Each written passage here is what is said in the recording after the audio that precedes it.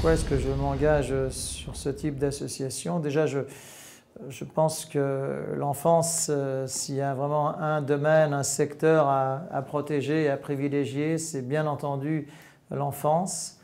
Et je trouve que le titre de cette association, voulu par le regretté Guy Lux, porte extrêmement bien son nom.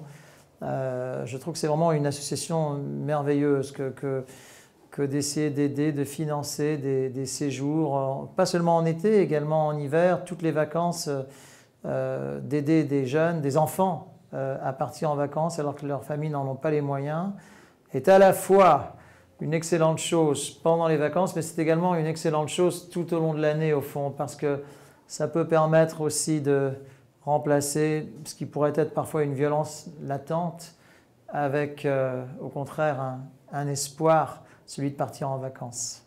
Donc il y a une association que j'essaye d'aider de tout mon cœur, qui s'appelle Face au Monde. Pour faire l'histoire courte, ce sont des chirurgiens qui font venir en France des enfants du tiers-monde atteints de malformations du visage, soit des malformations de naissance, soit à la suite d'accidents de la vie. Beaucoup d'enfants d'Asie du Sud-Est, d'Europe de l'Est, accueillis donc dans des familles dites familles d'accueil, opérés gratuitement par ces chirurgiens, sachant qu'à peu près une intervention coûte entre 5 et 10 000 euros.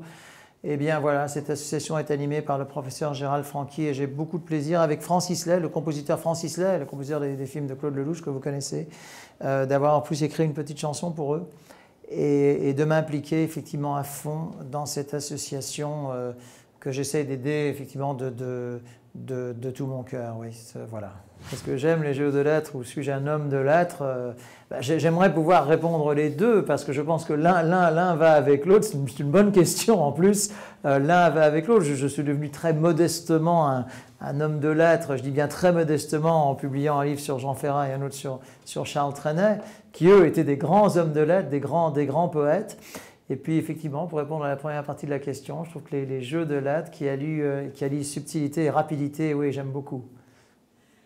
Pourquoi ai-je publié un livre sur Charles Trenet? Parce qu'il s'agit d'un des artistes les plus aimés des Français.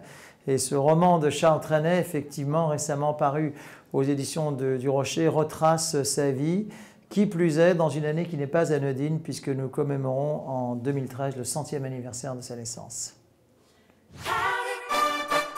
Thank you.